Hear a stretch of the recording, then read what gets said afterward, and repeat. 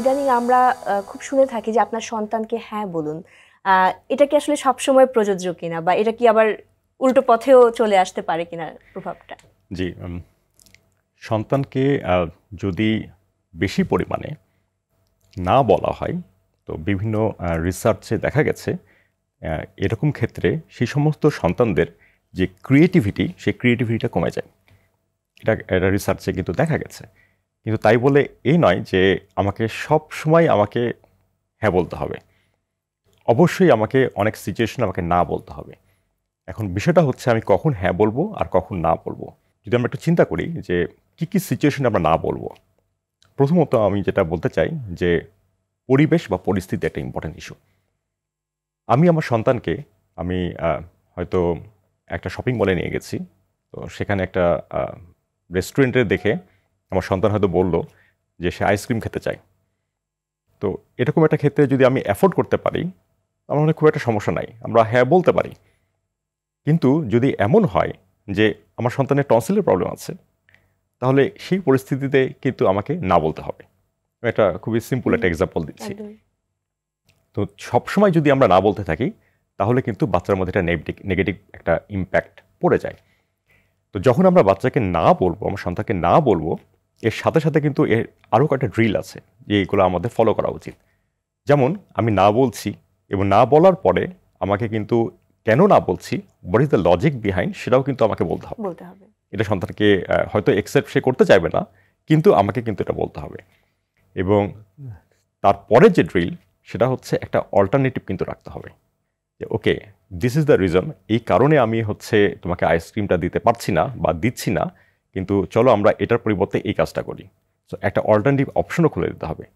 এবং এটাকে হচ্ছে আমাদের আরেকটু স্ট্রিক্টলি এই বিষয়টাকে মেনটেনও করতে হবে, যে এটা যেন এমন না হয় যে সন্তান আবার জেদ শুরু করলো এবং আমি লজিক্যালি আমি হচ্ছে না বলেছি এবং তার অল্টারনেটিভসেরও ব্যবস্থা করেছি, কিন্তু এর পরবর্তীতে আমি আবার তার জেদের কারণে আমি আবার হ্যাঁ বলে ফেললাম। এটা আবার যাতে না হয়।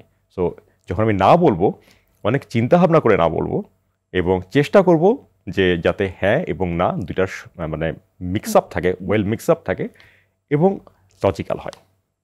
সুতরাং এটা আসলে খুব ইম্পর্টেন্ট যে জিনিসটাকে ব্যালেন্স করা। এবং আমরা এখন যেটা খুব বেশি দেখি যে ইন্টারনেট নিয়ে বা মোবাইল নিয়ে এই জিনিসটা প্রত্যেকটা অভিভাবক খুব বেশি ফেস করে থাকেন, যে বাচ্চারা জেদ করছে মোবাইল ইউজের জন্য, বাবা মারা এটা কন্ট্রোল করতে পারছেন না।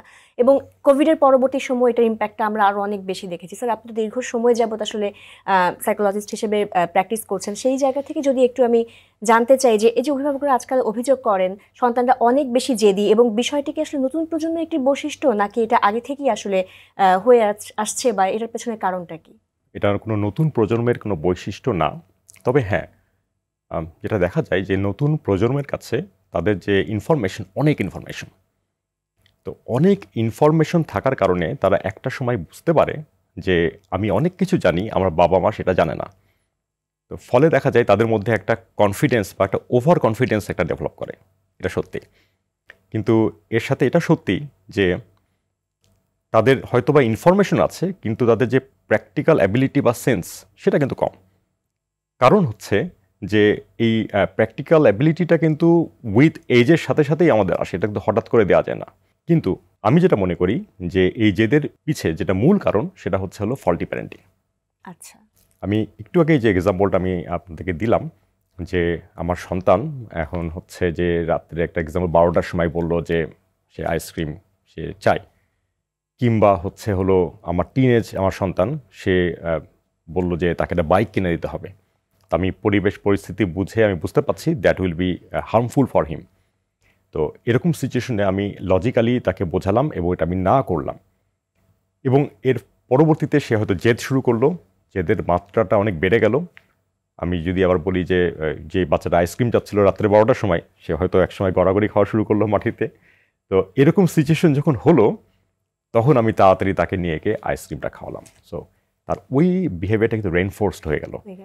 সে কিন্তু করছিল ট্রায়াল অ্যান্ড এরর, বিভিন্ন রকম বিহেভিয়ার করছিল, এবং বিহেভিয়ার করতে করতে যখন দেখছে যে এই জেদের ব্যাপারটা রেইনফোর্স হচ্ছে, সে কিন্তু এটা কনসিয়াসলি আর সেটাকে ফলো করবে, আনকনসিয়াসলি সে কিন্তু পরবর্তী লাইফে সেটা ফলো করা শুরু করবে। বুঝতে পারছে আমি জেদ করে তো জিনিসটা পেয়ে যাচ্ছি। সুতরাং সেটাই সে কন্টিনিউ করবে। তো আসলে এই জন্য এই যে জেদের বিষয়টা আমি শুধুমাত্র যে তাদের নতুন প্রজন্মের একটা বৈশিষ্ট্য এটা আমি বলবো না, এর সাথে সাথে হচ্ছে সবচেয়ে বেশি ইম্পর্টেন্ট যেটা ব্যাপার সেটা হচ্ছে ফল্টি প্যারেন্টিং। এই ফল্টি প্যারেন্টিং এর কারণেই হচ্ছে বাচ্চাদের মধ্যে জেদটা ডেভেলপ করে।